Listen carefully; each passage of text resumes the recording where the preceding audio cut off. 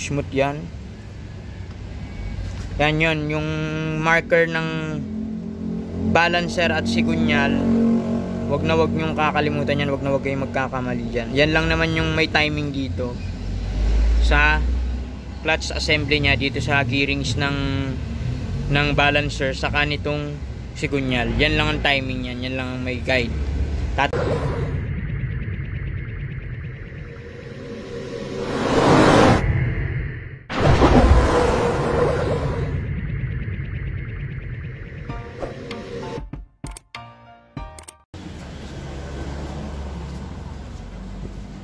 So ayan guys, dito naman tayo sa clutch chassis, sa clutch housing. O gaya pa rin kanina, yung pagbuo natin ng makina natin magkakasama. Dito naman sa parte ng clutch nya, lahat ng parts dito sa right side magkakasama din, para hindi kayo nalilito sa pagre-rebuild ng makina. So unang-una dyan, yung gearings natin.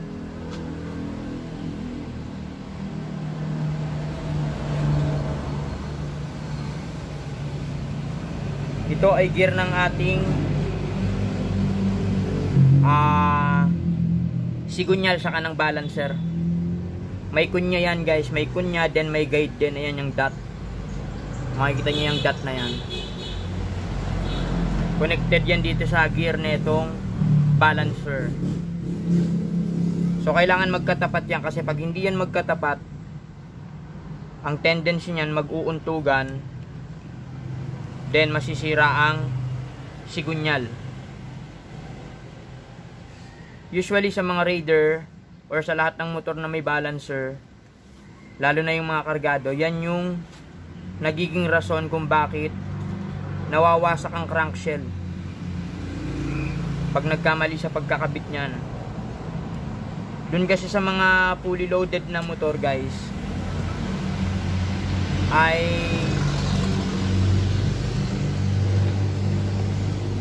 sa sobrang lakas ng makina, minsan hindi na makontrol yung ng balancer, nasisira na yung mga damper na itong balancer. Kaya nangyayari, nasisira, sumasabog. Madalas mangyari yun sa Raider Sa Raider 150 ako madalas makakita nun eh.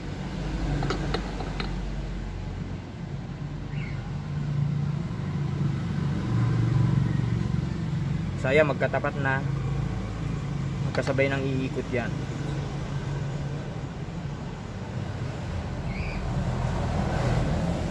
Then the next one is yung gear na connected sa oil pump.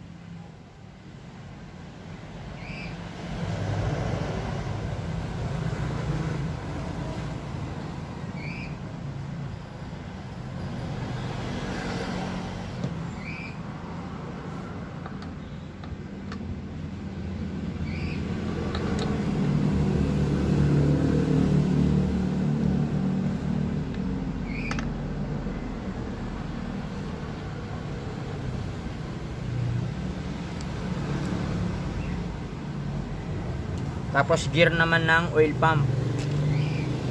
Dito sa oil pump guys, kailangan, sa gear ng oil pump kailangan maingat kayo kasi plastic lang to, baka mabasag.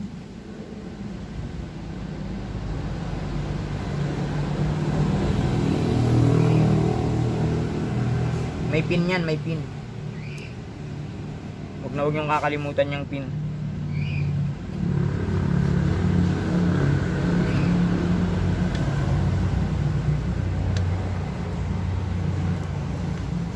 Tapos yung lock ng gear ng oil pump.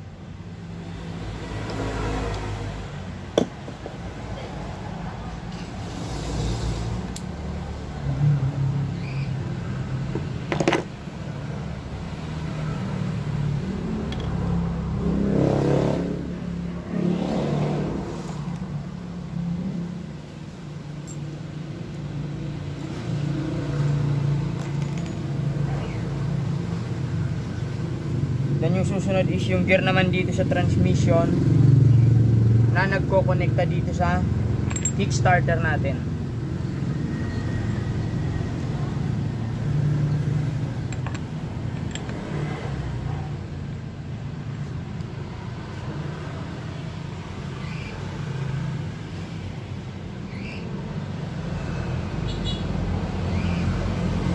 So ito nga palang makina ng Rusi Plus natin guys. Pagka halimbawa magbibiyak kayo ng makina nito at natatakot kayong maglaglagan, usually ganun yung iba eh.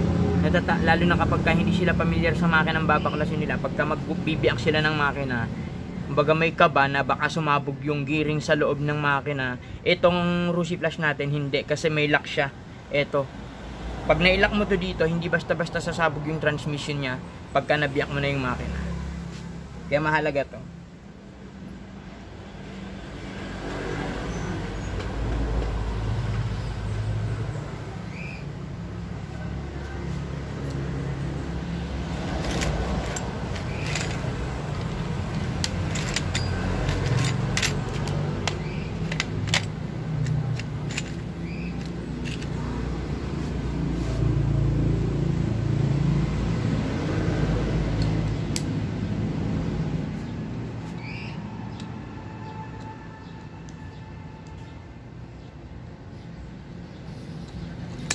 Oh.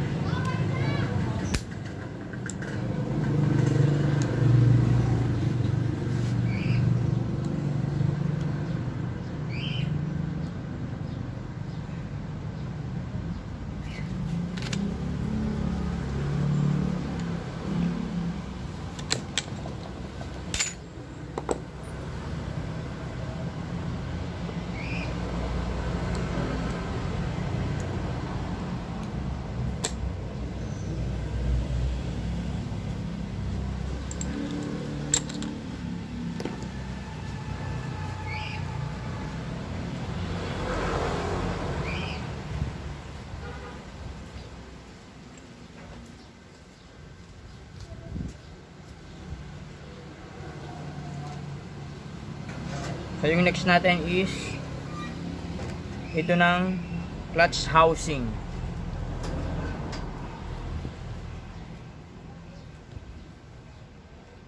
Ito yung pinaka bushing ng clutch housing natin guys.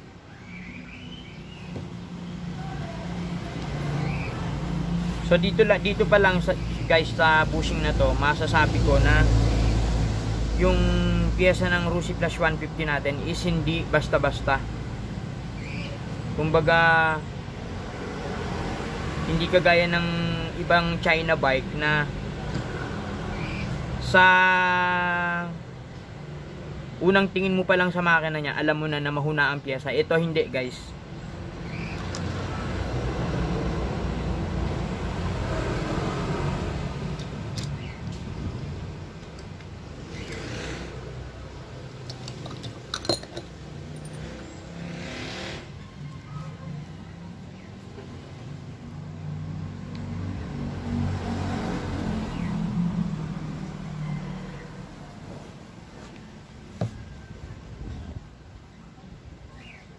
So yun pala, yung clutch damper natin is dalawa lang, spring type. Not sure kung meron pa to dito sa loob, pero tingin ko ito lang dalawang to kasi masyado siyang malambot talaga. Ayan. Kaya medyo mayabag talaga yung makina ng Rusi Plus natin. Pero maghahanap tayo ng kapareho ng clutch housing nito na rubber type para at least hindi maingay ang makina. Pero masyado naman ang common yon, hindi naman na masyadong pinapansin yon dahil sa ibang brand ng motor, yung mga branded, hindi na natin sasabihin yung brand, eh ganito rin ang issue nila, makalampag yung damper. Yung clutch housing, yung damper ng clutch housing.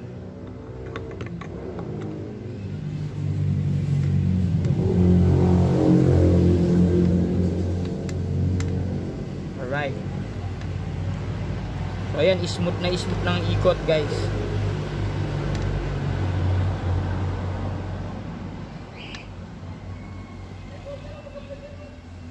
Smooth na smooth. So kapag ganyan, ibig sabihin nagagawa mo yun ng tama yung ginagawa mo.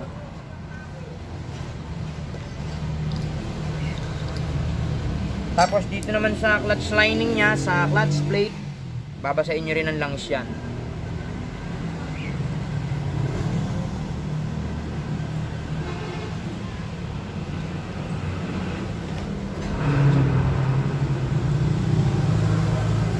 Bali ang kasukat ng clutch lining ng Rusi Clash 150 natin is pang Honda TMX Alpha. Or pwede rin naman yung Honda 155.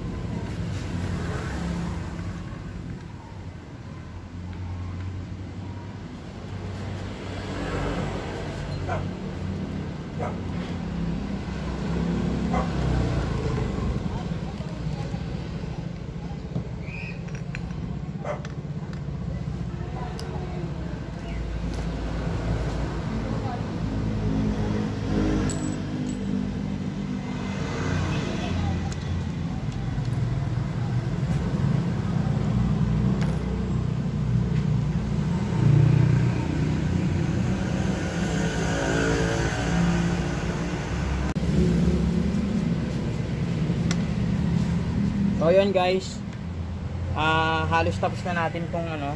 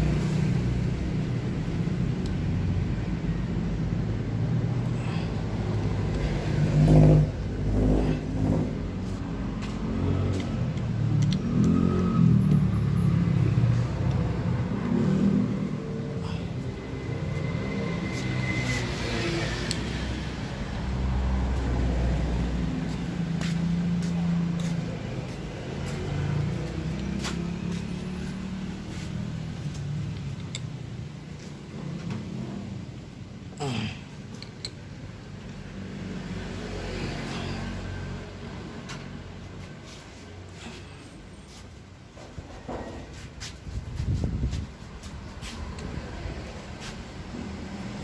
yan ang gagamitin mo? Wala lang. I-condition ko yan. Alis ka na eh.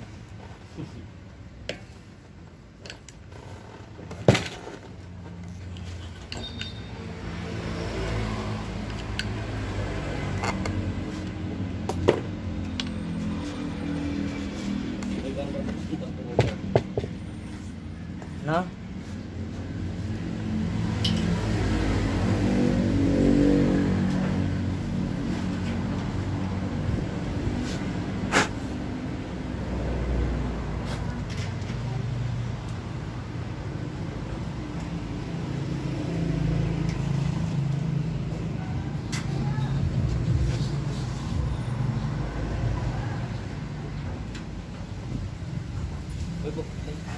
Pabuksin.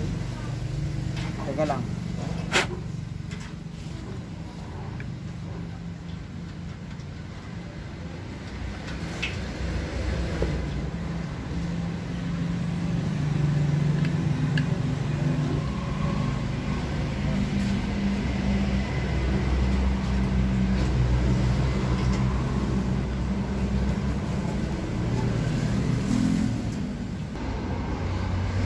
So ayun guys, na-set up na natin yung clutch AC nya.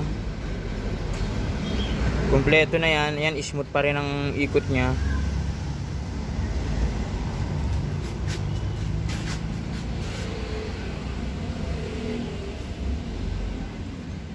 Smooth yan. Yan yun, yung marker ng balancer at sigunyal. Wag na wag nyong kakalimutan yan, wag na wag kayong magkakamali dyan. Yan lang naman yung may timing dito sa clutch assembly nya, dito sa gearings ng balancer saka nitong sigunyal. Yan lang ang timing yan, yan lang ang may guide. Tatandaan nyo lang yung guide na yan, magkatapat na magkatapat.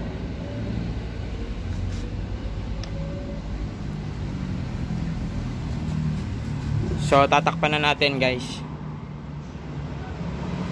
Yun, bago natin siya tatakpan, sinisiguro natin na lahat ng parts dito sa side na to is kompleto na. Bali yung strainer, wag nyong kakalimutan yan, importante yan. So kompleto naman na. Takpan na natin.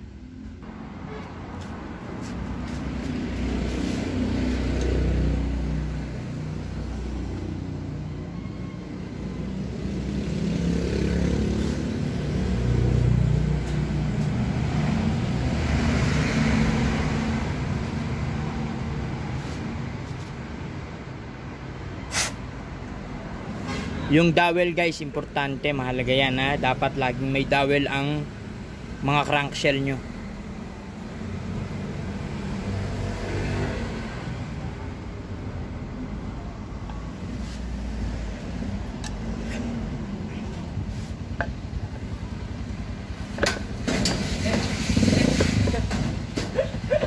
Ano nangyari sa'yo?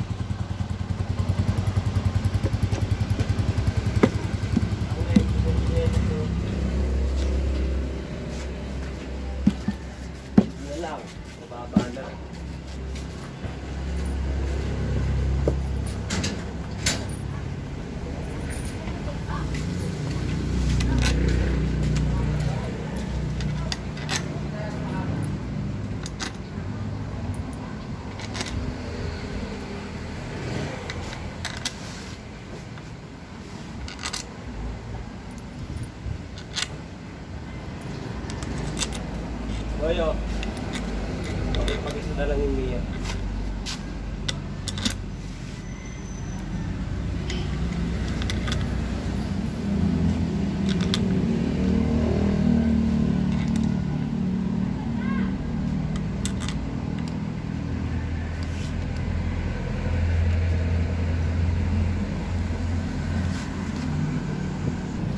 So ayan guys, okay na, nabuo na natin yung clutch assembly nya.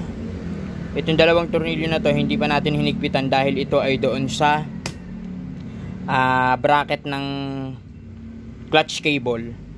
So next natin is doon naman sa ano ba tawag dito? Magneto assembly niya. Doon naman tayo sa left side ng makina.